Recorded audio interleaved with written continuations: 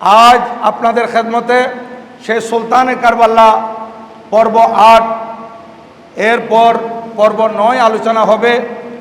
বিগত বছর আপনাদের খেদমতে আলোচনা করেছিলাম যে ইমামে আলী মাকাম ইমামে হুসাইন আলাইহিজ্জতি ওয়া আলাইহিস সালাম পরিবার পরিজন সঙ্গী সাথী নিয়ে কারবালার ময়দান অবস্থান করাকালে 9ই মুহররম দিনগত রাত অর্থাৎ আশুরার রাত উনি অতিবাহিত করেছেন এবং এরপর 10 তারিখের সকাল হয়েছিল, সেই পর্যন্ত আপনাদের খেদমতে আমি আলোচনা করেছিলাম। আজ এর পর থেকে আপনাদের খেদমতে ইনশাআল্লাহ আলোচনা হবে। কুরআনুল করিম থেকে যে আয়াত কারিমা আমি তেলাওয়াত করেছি, এই আয়াতটি হচ্ছে পবিত্র কুরআনুল করিমের 3 নম্বর সূরা আলে ইমরান, আয়াত নম্বর 169। এই আয়াতের মধ্যে মহান রব্বুল আলামিন ঘোষণা দিচ্ছেন যে আর যারা আল্লাহর রাস্তায় শাহাদত বরণ করে, যারা আল্লাহর রাস্তায় মৃত্যুবরণ করে, যারা আল্লাহর রাস্তায় কতল হয়ে যায়, তাদেরকে তোমরা কখনো মৃত বলে ধারণা করো না, বরং তারা জীবিত এবং তারা তাদের প্রতিপালকের পক্ষ থেকে জীবিকা প্রাপ্ত। এইরকম জীবিত, এরা আল্লাহর পক্ষ থেকে রিজিক পাচ্ছে। তাহলে শহীদগণ জিন্দা। কুরআনুল করিমের আয়াতের আলোকে আমরা বুঝলাম আল্লাহ পাক সুবহানাহু ওয়া তাআলা শহীদগণকে জীবিত রাখেন, ওনারা জিন্দা। শুধু জিন্দা নয়, এদেরকে আমার আল্লাহ রিজিকও দান করেন।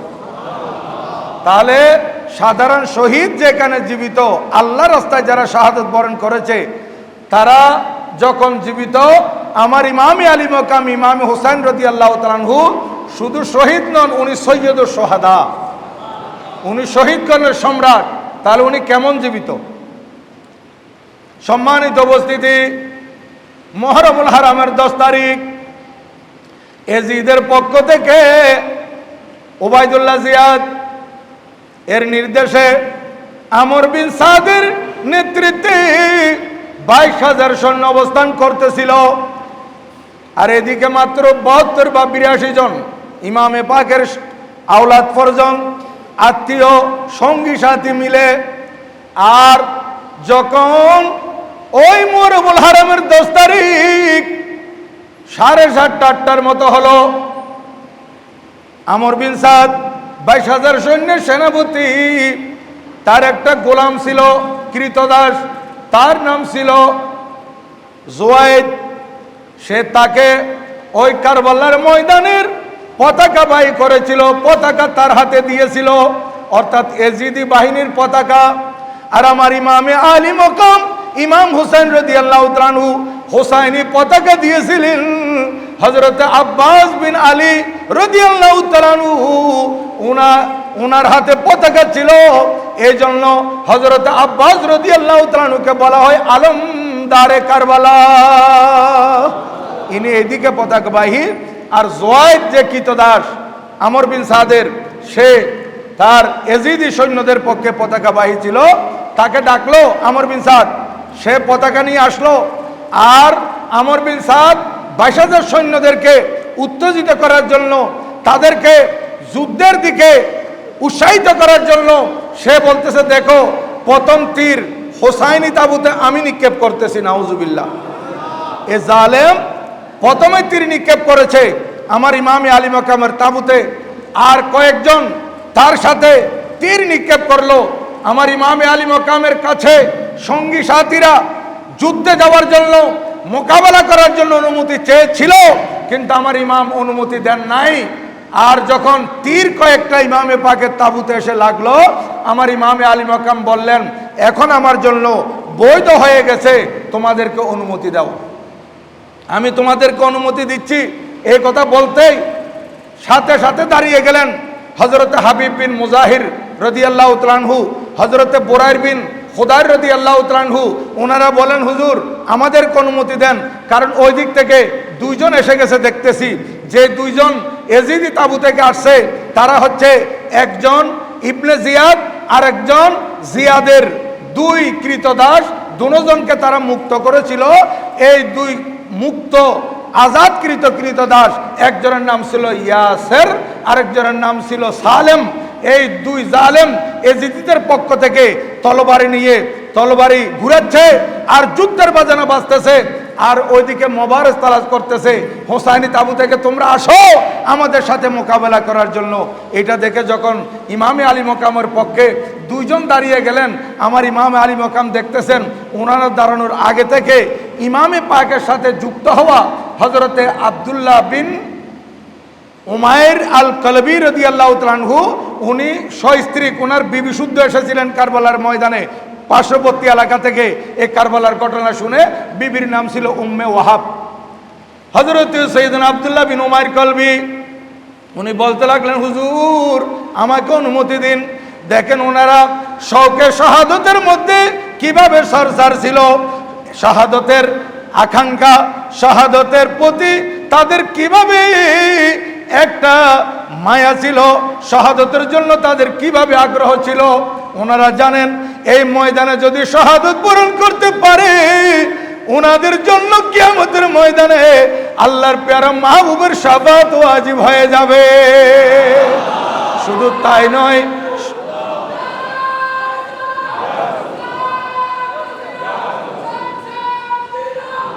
তারা প্রত্যেকেই দেখতেছিল এই ময়দানে কারবালায় ইমামে আলী মকামের পাশে যারা আছে ইমামের সাথে ওনাদের জন্য শুধু ইমামে পাকের নানা জানের সুপারিশ নয়, শুধু সুপারিশ আছে ওনাদের জন্য আল্লাহর প্যারা মাহবুব হাউজে কাউসারের পানি নিয়ে দাঁড়িয়ে আছেন।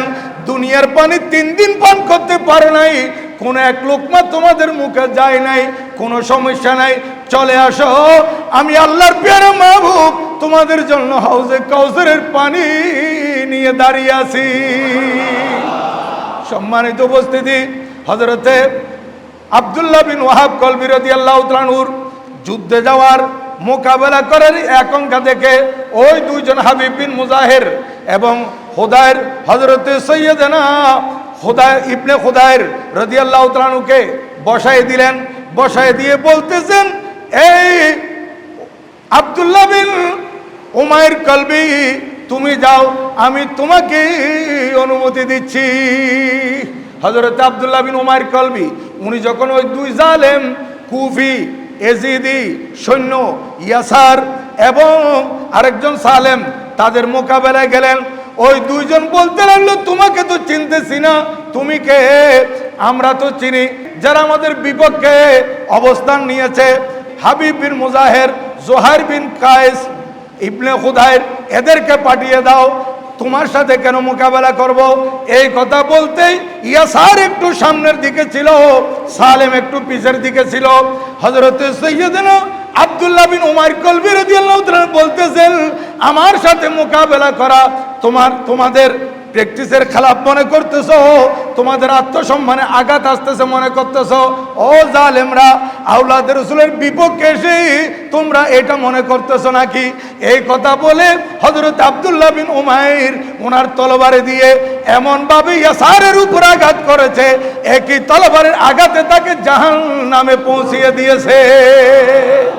ইয়াসার যখন মরে যায়, মাটির উপর চটপট করতেছে দেখে সালেম দৌড়ে আসছে পিছন থেকে, সে হযরত আব্দুল্লাহ বিন উমাইর কলবির উপর আঘাত করতেছিল।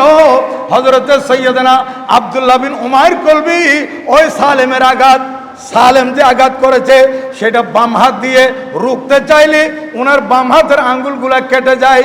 ডান হাতে তলবারি আছে, হযরত সৈয়দনা আব্দুল্লাহ বিন উমাইর কলবি বাম হাতের আঙ্গুল কর্তন হওয়া সত্ত্বেও সেদিকে কোনো খেয়াল নাই, উনি ডান হাতের তলবারি দিয়ে ওই সালেমের উপর আঘাত করছে। সালেমও মাটিতে পড়ে ঠান্ডা হয়ে জাহান্নামে পৌঁছে গেছে। নাউজুবিল্লাহ।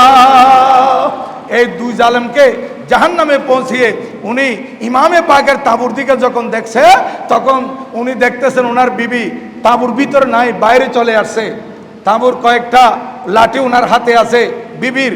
উনি এই অবস্থা দেখে, এমত অবস্থায়ও দেখেন এরা শরীয়তের কত পাবন ছিলেন, উনি বিবির কাছে দৌড়ে আসছেন, বলতেছে, বিবি তোমাদের জন্য পর্দা ফরজ, ভিতরে চলে যাও, তাঁবুর ভিতর চলে যাও। বিবি বলে, না, আমিও এই ময়দানে শাহাদত বরণ করব। ওয়াহাব বলতেছে, আমিও শাহাদত বরণ করব।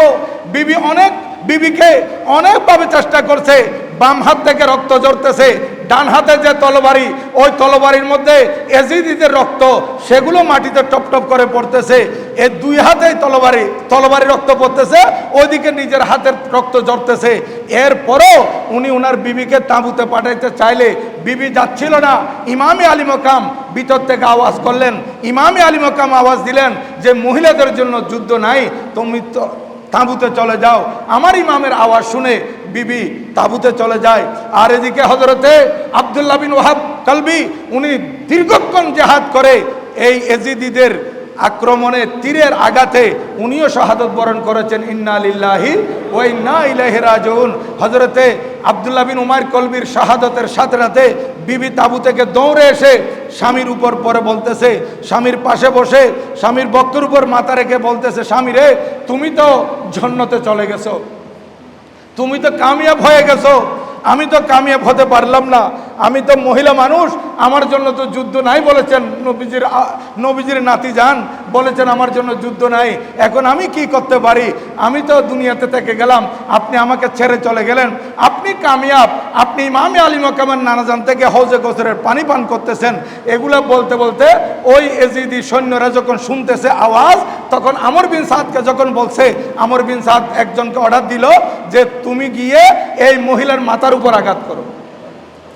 বিবি তো তার স্বামীর বক্ষের উপর মাথা রেখে এই কথাগুলো বলতেছিল, পিছন থেকে জালেম আয়সা ওই মহিলার মাথার উপর যখন আঘাত করছে, উম্মে ওয়াহাব মাথা দ্বিখণ্ডিত হয়ে যায় আর সেখানে শাহাদত বরণ করে স্বামীর সাথে জান্নাতে চলে গেছে, একসাথে জান্নাতে পৌঁছে গেছে স্বামী শুদ্ধ। আর এদিকে আমার ইমামে আলী মকামের তাঁবুতে এক জালেম আয়সা, তার নাম ছিল মালিক বিন ওরওয়া, সে আয়সা বলতেছে, হোসাইন, তোমার তাঁবুর পিছনে তো আগুন জ্বলতেছে, তাঁবুর পিছনে গর্ত খনন করে সেখানে আগুন লাগিয়ে দেওয়া হয়েছে কেন? আমার ইমামে আলী মকাম বললেন, এই তিন পাশে যদি আমার এই তাঁবুগুলার একটু দূরে আগুন জ্বলে, তাহলে পিছন থেকে জালেমরা আইসা আক্রমণ করতে পারবে না, যা আক্রমণ হবে সম্মুখ আক্রমণ হবে। কিন্তু এই মালিক বিন ওরওয়া আয়সা বলতেছে, হোসাইন, জাহান্নামের আগুনে যাওয়ার আগে দুনিয়ার আগুন জ্বালিয়ে রাখছো, নাউজুবিল্লাহ। আমার ইমামে আলী মকামকে এই কথা বলাতে ইমাম মনে ভীষণ ব্যথা পেয়েছেন এবং আল্লাহর কাছে বিচার দিলেন, আল্লাহ, এ জালেম যা বলতেছে, এ মনে করতেছে আমি জাহান্নামী, আল্লাহ তার বিচার তোমার হাতে। এই ময়দানে কারবালায় ইমামে আলী মকামের বেশ কয়েকটা করামত দেখা গিয়েছিল। একটা করামত হচ্ছে, এই ইমাম এখনো পর্যন্ত হাত আল্লাহর দরবারে উঠাইয়ে এখনো চেহারা মুবারকে আনেন নাই। দেখা গেল তার গোড়া এই জালেমকে নিয়ে, তার নাম হচ্ছে মালিক বিন ওরওয়া, তাকে নিয়ে দৌড় দিতেই তার ঘোড়ার একটা পা একটা গর্তের ভিতর ঢুকে যায়। একটা পা যখন গর্তের ভিতর আটকে যায়, তখন খুব দ্রুত আসার সাথে সাথে যখন ব্রেক হয়ে গেছে, তখন এই জালেম ঘোড়া থেকে পড়ে গেছে। ঘোড়া থেকে পড়লেও তো সহজে পড়া যাবে না, যেহেতু তার ঘোড়ার পাদানির মধ্যে তার পা বেল্ট দ্বারা বাঁধা, সেখানে পা দ্বারা যেহেতু বাঁধা, সে পড়ার পরও তার পায়ের সাথে সে মাটিতে পড়ছে, তার পা যেহেতু ঘোড়ার সাথে বাঁধা, এই কারণে ঘোড়া তাকে নিয়ে দৌড়তেছে। দেখেন এ জালেম ঘোড়া তাকে নিয়ে দৌড়তে দৌড়তে দৌড়তে দৌড়তে শেষ পর্যন্ত ঘোড়া তাকে আগুনের মধ্যে ফেলে দিয়েছে। দেখেন আমার ইমামে আলী মকার কারামত। এইটা দেখে আরেক জালেম আসছে। এই জালেম আইসা বলতেছে, হোসাইন, তোমার সাথে রসুলের পাকের সাথে কি সম্পর্ক? দেখেন এই ময়দানে কারবালা আমার ইমামে আলী মকাম তাদেরকে অনেক বুঝিয়েছেন, এই মোকাবেলাটা যাতে না হয়, কারবালার এই ঘটনা যাতে না হয়। ইমাম বলেন, আমি তাদেরকে বারবার বুঝাচ্ছি যে আমি নবী পাকের আওলাদ, তারা আমার নানাজানের কলমা পড়েছে, আমার সাথে এরকম করতেছে, আমি তাদেরকে অনেক বুঝাইছি, কিন্তু এই জালেম আয়সা বলতেছে তোমার সাথে রসুলের কি সম্পর্ক?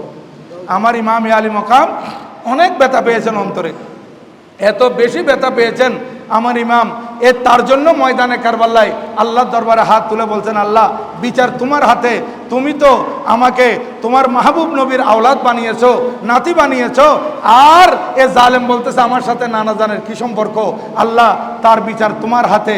এই কথা বলতে সে তো ঘোড়ার উপর ছিল, ঘোড়া নিয়ে সে পিছন থেকে যেতে তার হঠাৎ করে পায়খানার হাজত হলো।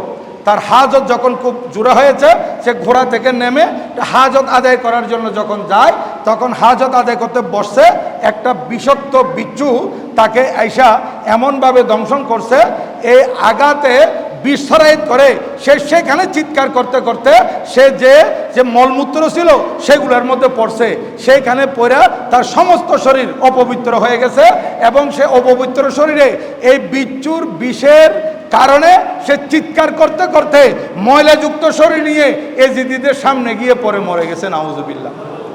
দেখেন, এই আরেক জালেম আসছে, আরেক জালেম মজনী উত্তরের, সে আইসা বলতেছে, হুসাইন ওই দেখো ফুরাত নদীর পানির মধ্যে কি তরঙ্গ, কিভাবে ফুরাত নদীর মধ্যে জোয়ার আছে, দেখো এই পানি সবাই পান করতেছে, তোমার জন্য বন্ধ, এক ফোঁটা পানি তুমি পাবা না।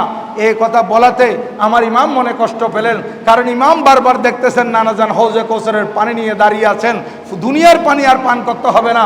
নতুবা আমার ইমাম যদি চাইতেন এই ময়দানে কারবালায় ইমাম নুরানি কদম দিয়ে আঘাত করলে নিচে থেকে পানি উঠে যাইত। যেখানে হযরত ইসমাইল জবিহুল্লাহ আলাইহিস সালামের জন্য নুরানি ছোট্ট কদমের আঘাতে এই কদম, এই নন্না বাচ্চা, এই দুগ্ধ পানকারী শিশু পানি পান করবে, পানি চাচ্ছে আর মা পানি তালাশ করতেছে, আর হযরত সৈয়দনা ইসমাইল জবিহুল্লাহ আলাইহিস সালাম এক কদম দিয়ে মাটিতে আঘাত করেছেন আর জমজম উঠে গেছে। জমজমের পানি উঠেছিল, এখনো পর্যন্ত পানি আছে, এই জমজমের পানি কিয়ামত পর্যন্ত থাকবে। আর আমার ইমামে আলী মকাম যদি চাইতেন সে ময়দানে কারবালায় কারবালার জমিনকে যদি বলতেন, জমিন তোর নিচে তো পানি আছে, আমাকে পানি দে, পানি দিত, কিন্তু নানাজান বারবার নিষেধ করেছেন। একটা রওয়ায়াতের মধ্যে আছে উনি পায়ে নুরানি কদমের আঘাতে পানি উঠাইছিলেন, কিন্তু নানাজান বলতেছে, হোসাইন দুনিয়ার পানি আর পান করিও না, আমার কাছে চলে আসো, আমি তোমার জন্য পানি নিয়ে প্রস্তুত। এই জন্য পানি পান করেন নাই। আর এই জালেম বলতেছে ফুরাত নদীর পানির মধ্যে কি তরঙ্গ দেখো, ফুরাত নদীর পানি কিভাবে এই লাফাচ্ছে, এই পানি তোমার জন্য এক ফোঁটাও নেই। এগুলা বলাতে আমার ইমাম মনে কষ্ট পাইলেন। এই মজনী গোত্রের জালেমের জন্য আল্লাহর কাছে দোয়া করেন, আল্লাহ তাকে তুমি, তার বিচার তোমার হাতে দিলাম। দেখা গেল এই জালেম হঠাৎ করে গোড়ায় চড়ে তার তাঁবুতে যাইতেই তার কাছে পানির পিপাসা লেগে গেছে। ইমাম তার বিরুদ্ধে দোয়া করেছিলেন, আল্লাহুম্মা আমিথু আতশানা, আল্লাহ তাকে পিপাসিত অবস্থায় তাকে মৃত্যু দিও। ময়দানে কারবালায় ইমামে আলী মুকামের বদুয়া এমন ভাবে কবুল হয়েছিল, সে গোড়ার মধ্যে আছে আল আতাশ, আল আতাশ, হঠাৎ করে তার ভিতরে এমন পিপাসা লেগেছে, এ জালেম বলতেছে আমাকে পানি দাও, পানি দাও, পানি দাও।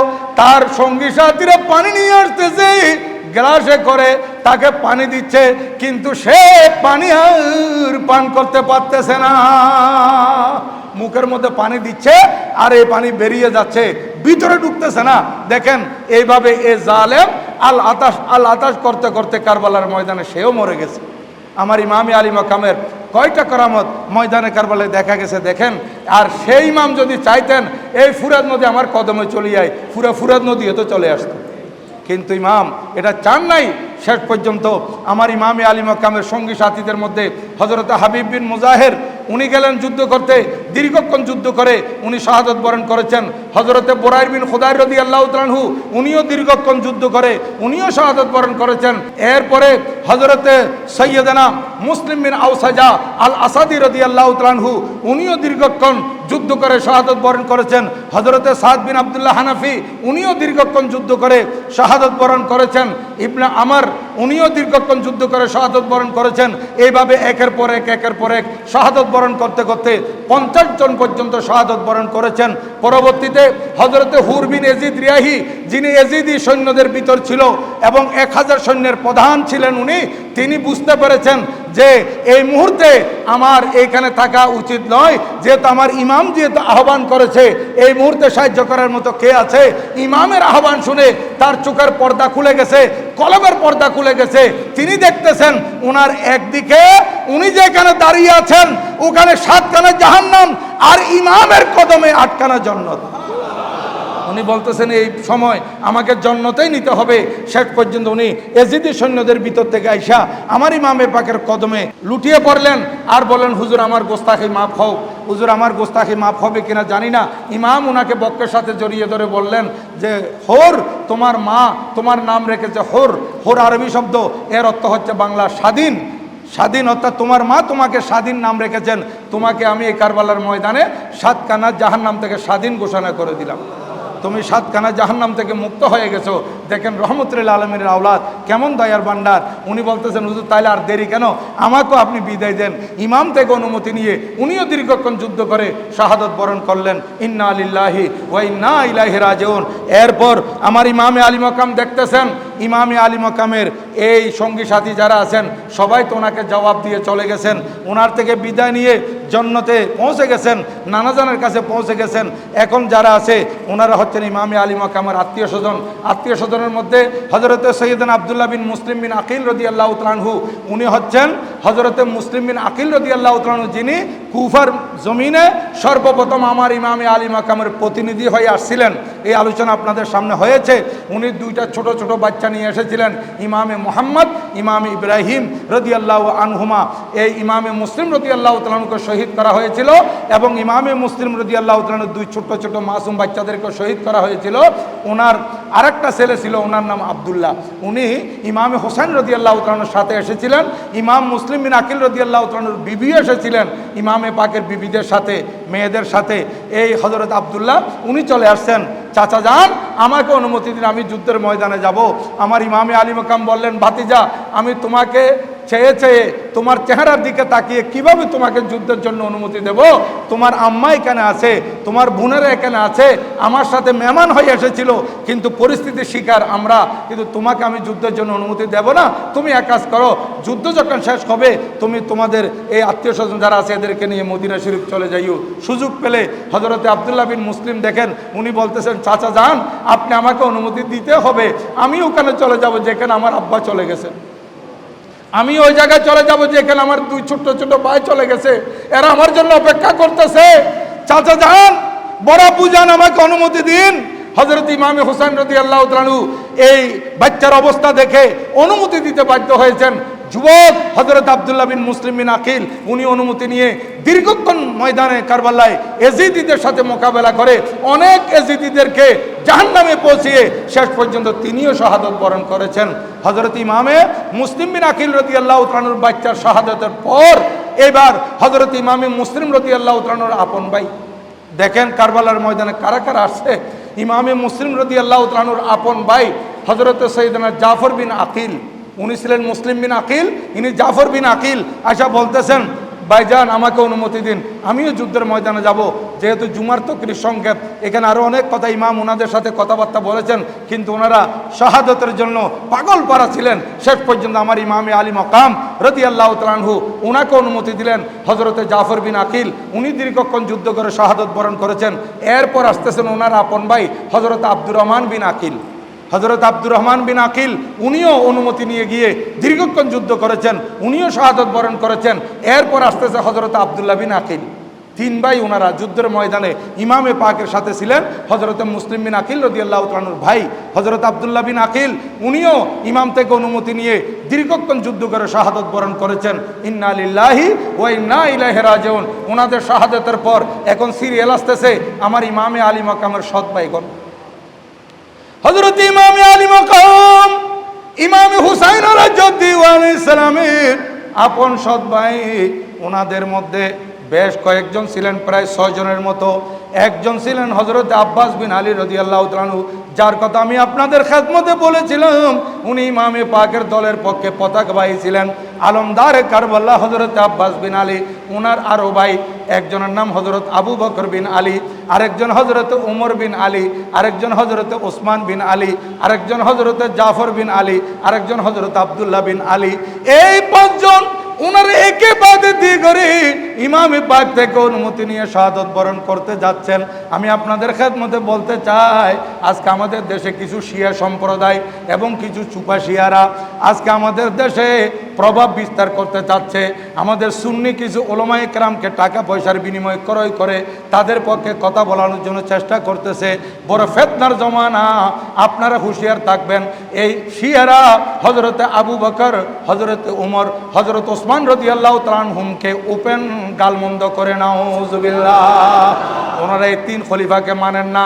কিন্তু আজকে আমি তাদের উদ্দেশ্যে বলতে চাই, আমার আজকে তো লাইভ হচ্ছে না, রেকর্ড হচ্ছে, এটা ইউটিউবে যাবে। আমার এই বক্তব্য যদি তারা শুনে, আল্লাহ যদি তাদেরকে হেদায়েত করে, তারা যে মওলায়ে কায়নাত ছেড়ে খোদা রাদিয়াল্লাহু তাআলার পক্ষে গিয়ে তিনজন খলিফাকে গালাগালি করতেছে, যারা খোলাফায়ে রাশেদিন, এদেরকে গালমন্দ করতেছে, আমি তাদের উদ্দেশ্য বলবো, আজকে হযরতে মওলায়ে কায়নাত ছেড়ে খোদা রাদিয়াল্লাহু তাআলা আনহু, উনি আহলে বাইত রাসূলের অন্যতম সদস্য, উনি পাক পঞ্জতনের অন্যতম রুকন।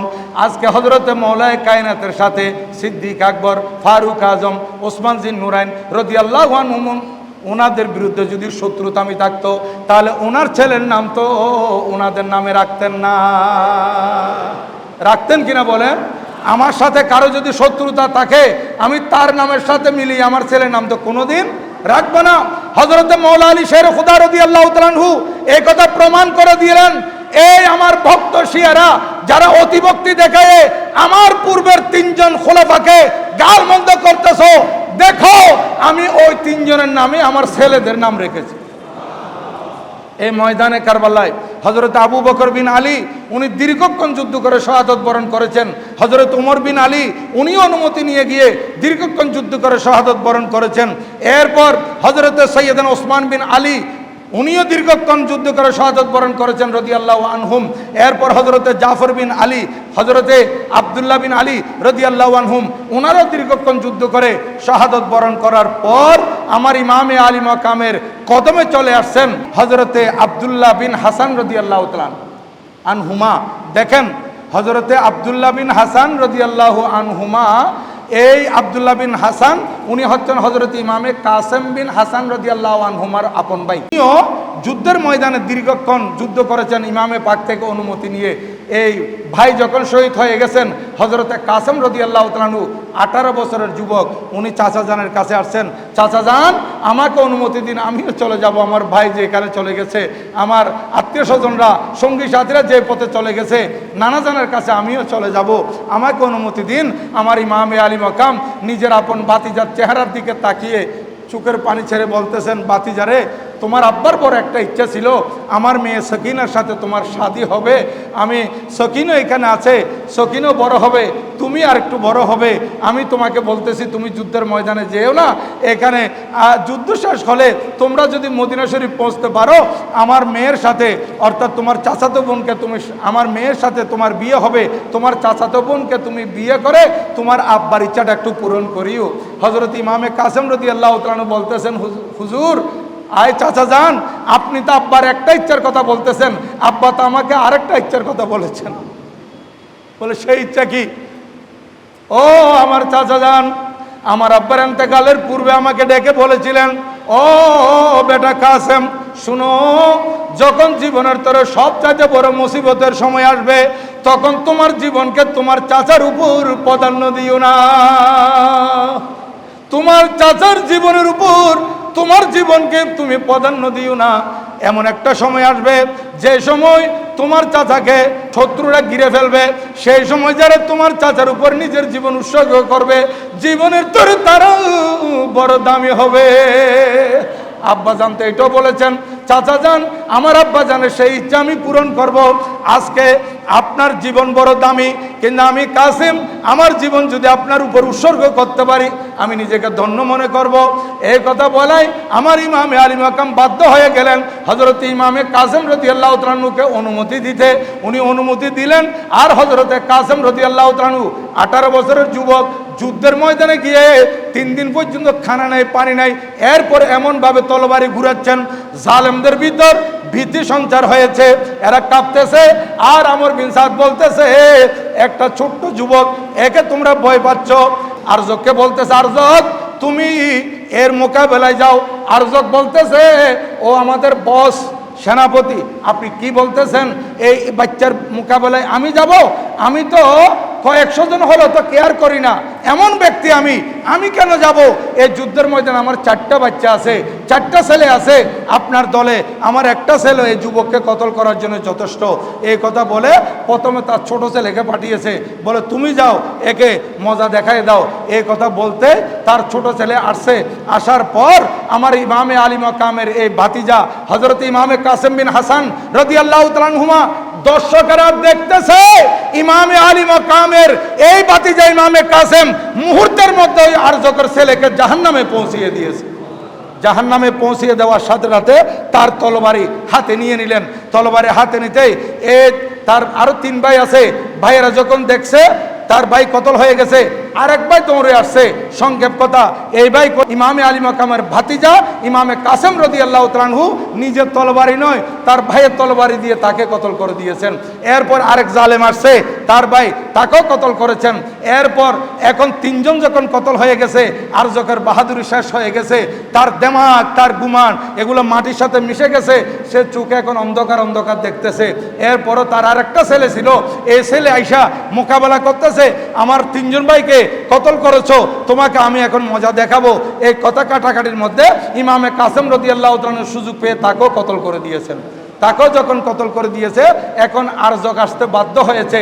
যে বলেছিল আমি শতকে কেয়ার করি না, আজকে এই দেখেন যাদের শিরেও বসে নাই, শেরে খুদের রক্ত চলমান, আরজক পহলওয়ান আসছে, বলতেছে আসো আমার মোকাবেলায়, আমার ছেলেদেরকে কতল করেছো, তোমাকে আমি শাস্তি দেব। ইমাম কাসেম রাদিয়াল্লাহু তাআলা যখন তলবারি দেখালেন, তখন বলতেছে এটা তো আমার তলবারি, এই তলবারি তো আমার বাচ্চার কাছে ছিল, তোমার কাছে কেমনে? বলে তোমার বাচ্চা যাওয়ার সময় আমাকে এটা দিয়ে গেছে যে তোমাকে এটার মজা দেখানোর জন্য, আসো আমার সাথে মোকাবেলা করার জন্য। ইমামে আলী মাকাম হজরতে সৈয়দনা ইমামে হোসেন রাদিয়াল্লাহু তাআলা ভাতিজা ইমামে কাসেম রাদিয়াল্লাহু তাআলা যুদ্ধের ময়দানে শেরে খুদার নাতি ওই আরজককে কতল করে দিয়েছে। সুবহানাল্লাহ। আরজককে যখন কতল করছে, আরজকও যখন মাটির সাথে এখন মাটির সাথে গড়াগড়ি করতেছে, অসহ্য যন্ত্রণায় তার জীবন চলে যাবে কিছুক্ষণের মধ্যে, আমার ইমামে কাসেম রাদিয়াল্লাহু তাআলা চাচা জানের কাছে দৌড়ে আসলেন। চাচা জান, আমি তাদের 5 জনকে কতল করে দিয়েছি, বড় বড় পহলওয়ানকে শেষ করে দিয়েছি। চাচা জান, পিপাসায় তো বড় কাতর হয়ে গেছি, পানি যদি পাইতাম একজনকেও জিন্দা ছাড়তাম না। মোকাবেলায় আসলে আমার ইমামে আলী মাকাম বাতিজাকে বক্কের সাথে জড়িয়ে বলতেছেন, বাতিজা তোমার আর সময় বেশি নাই, তুমিও নানাজানের কাছে চলে যাবে, যাও আল্লাহ হাফেজ। যুদ্ধের মোকাবেলায় যুদ্ধের ময়দানে যাও। ইমামে আলী মাকামের সে সান্ত্বনা নিয়ে ইমামে কাসেম রাদিয়াল্লাহু তাআলা আবার আসলেন। এখন কেউ সামনে আসতে সাহস করতেছে না, যেহেতু তাদের আরজকের মতো পহলওয়ান এবং তাদের আরজকের ছেলেরা 5 জনে মারা গেছে। আমর বিন সাদ বলতেছে তোমরা এইতে ঘিরে তাকে তলবারি মারো, তাকে তীর নিক্ষেপ করো, তার প্রতি নেজা নিক্ষেপ করো।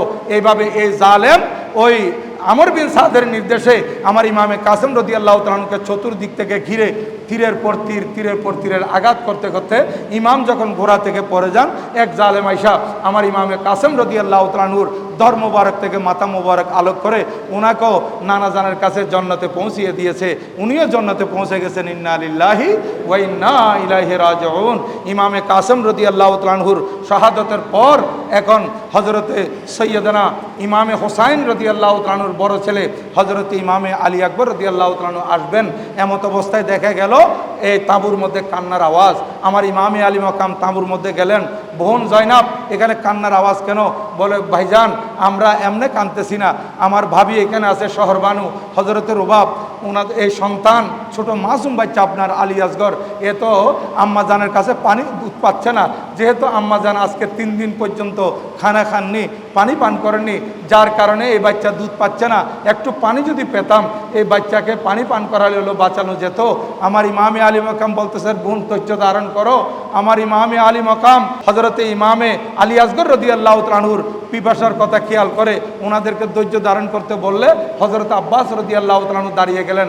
আব্বাস রাদিয়াল্লাহু তাআলা বললেন, ভাইজান আমি থাকতে আমার বাতিজা পানির জন্য শাহাদত বরণ করবে? এটা তো হতে পারে না, আমি তো সবার শেষে যাব, যেহেতু আমাকে আপনি পতাকা হাতে তুলে দিয়েছেন, কিন্তু কমপক্ষে আমি তো পানি আনতে পারি, আমাকে পানির অনুমতি দিন। এই 4000 সৈন্য ঘেরাও করে রেখেছে, দেখবেন আমি শেরে খুদার বেটা, আমার ভিতরে শেরে খুদার রক্ত সঞ্চালিত হচ্ছে, আমার রক্তে মাংসে শেরে খুদার রক্ত আছে, আপনি আমাকে অনুমতি দিন, আমি পানি নিয়ে আসবো। হযরত সৈয়দনা আব্বাস রাদিয়াল্লাহু তাআলা আনহু ভাইজান থেকে অনুমতি নিয়ে মোশক নিয়ে ঘোড়ায় চড়ে তলবারি হাতে নিয়ে উনি চলে গেলেন যুদ্ধের ময়দান দিয়ে ওই ফুরাত নদীতে কেউ সাহস করে নাই। শেরে খুদার বাহাদুর বেটা হযরত আব্বাস রাদিয়াল্লাহু তাআলা আনহু যখন তলবারি ঘুরাচ্ছিলেন, এরা ছত্রভঙ্গ হয়ে গেছে, আমার আব্বাস রাদিয়াল্লাহু তাআলা আনহু ঘোড়া নিয়ে ফুরাত নদীতে নেমে গেছেন। সুবহানাল্লাহ। দেখেন এই 22,000 সৈন্য, 22,000-এর মধ্যে 4,000 ছিল শুধু ফুরাত নদীর ঘেরাও, যারা ফুরাত নদীকে বেষ্টনী করে রেখেছিল। এই ফুরাত নদী যাতে আওলাদে রসুল আসতে না পারে, এই ইমামে আলী মকামের কেউ আসতে না পারে, এরা 4,000 ঘেরাও করে রেখেছিল। কিন্তু শেরে খুদার বাহাদুর সন্তান হযরত আব্বাস বিন আলী আলমদারে কারবালা রাদিয়াল্লাহু তাআলা আনহু এই 4,000-এর বেষ্টনী ছেদ করে উনি চলে গেলেন এই ফুরাত নদীতে। আর ফুরাত নদীর পানি নিজের চিল্লুর মধ্যে, খোসের মধ্যে নিয়ে পানি পান করবেন। কিন্তু আবার খেয়াল করছেন, নিজে নিজে বলতেছেন, আব্বাস তুমি এরকম হয়ে গেলা, সুযোগ পাইছো, তোমার ভাতিজার আগে তুমি কেমনে পানি পান করবে? তোমার ছোট্ট ভাতিজা 6 মাসের বাচ্চা, সে তো পানির জন্য জিহ্বা বের হয়ে গেছে, তাকে পানি পান না করাইয়ে তুমি কেমনে পানি পান করবা? নিজেকে নিজে এই কথা বলে পানি ছেড়ে দিলেন, মোশক ভর্তি করে নিলেন। মোশক ভর্তি করে উনি যখন এই এক কাঁধে মোশক নিলেন, আরেক হাতে তলবারি নিলেন, হযরতে সৈয়দনা আব্বাস রাদিয়াল্লাহু তাআলা আনহু এই নিয়ে ঘোড়াকে ফুরাত নদীর উপরে উঠাইলেন। উঠাইয়ে যখন সামনের দিকে যাবেন, আমর বিন সাদ দূর থেকে আওয়াজ দিল, এই তোমরা 4,000 সৈন্য, একে ঘেরাও করতে পারতেছ না, আরো সৈন্য দিচ্ছি, যে কোনো প্রকারে একে রুখে দাও, এ যাতে পানি তাবু পর্যন্ত নিতে না পারে। আর মাত্র 2-3 জন বাকি আছে, এরা যদি পানি পান করতে পারে তোমাদের একজনকে জিন্দা ছাড়বে না, তোমরা যে কোনো প্রকারে একে রুখে দাও, পানিগুলো তোমরা নিয়ে নাও, তাকে বন্দি করে ফেলো। এ চতুর্দিক থেকে ঘেরাও করতেছে আর তীর নিক্ষেপ করতেছে। আমার শেরে খুদার বাহাদুর বাচ্চা হযরতে সৈয়দনা আব্বাস রাদিয়াল্লাহু তাআলা আনহু এই তীরগুলা যতটুকু পারতেছেন কাটাচ্ছেন, আর কিছু শরীর আসতেছে, শরীরে রাখলো, উনি সেদিকে ওনার ভ্রুক্ষেপ নাই, উনি বলতেছেন যে কোনো প্রকারে পানি আলী আসগর পর্যন্ত পৌঁছতে হবে। এদিকে এক জালেম পিছন থেকে আইসা ওনার ডান হাতের উপর এমনভাবে আঘাত করেছে, এই আঘাতের ডান হাত কেটে মাটিতে পড়ে গেছে। ডান হাত কেটে হযরত আব্বাস রাদিয়াল্লাহু তাআলা আনহুর এই হাত মোবারক মাটিতে পড়তেই উনি বাম হাতে তলবারি নিয়ে নিয়েছেন। দেখেন শেরে খুদার বাহাদুর বাচ্চা বাম হাতে তলবারি নিয়েছেন, মোশক বাম হাতে, তলবারিও বাম হাতে। এইভাবে ঘুরাইতে ঘুরাইতে উনি আসতেছেন, আর এক জালেম আইসা ওনার বাম হাতের উপর আঘাত করছে। ইমামে আব্বাস রাদিয়াল্লাহু তাআলা আনহুর বাম হাতও এই শহীদ হয়ে গেছে। এখন তলবারিও পড়ে গেছে, হাতও পড়ে যাচ্ছে। এই শেরে খুদার বাহাদুর বেটা তারপরেও চেষ্টা করে যাচ্ছেন যে আলী আসগর পর্যন্ত পানি পৌঁছাবো। উনি মোশক নিজের দাঁত মুবারকে চিপিয়ে নিলেন, মোশকটা পড়তে দেন নাই, মোশক এখন দাঁত মোবারক দিয়ে চিপে ধরছেন। দুইটা হাত যদি না থাকে যুদ্ধ আর কিভাবে করবে? আপনারা জানেন হযরতে সৈয়দনা এই আব্বাস রাদিয়াল্লাহু তাআলা আনহু 2 হাত বিহীন ভাইজানকে আওয়াজ করতেছে, ভাইজান আমি পানি নিয়ে আসতেছি। উনি ঘোড়া দৌড়াচ্ছেন, হাত ছাড়া মানুষ কিভাবে চলতে পারে?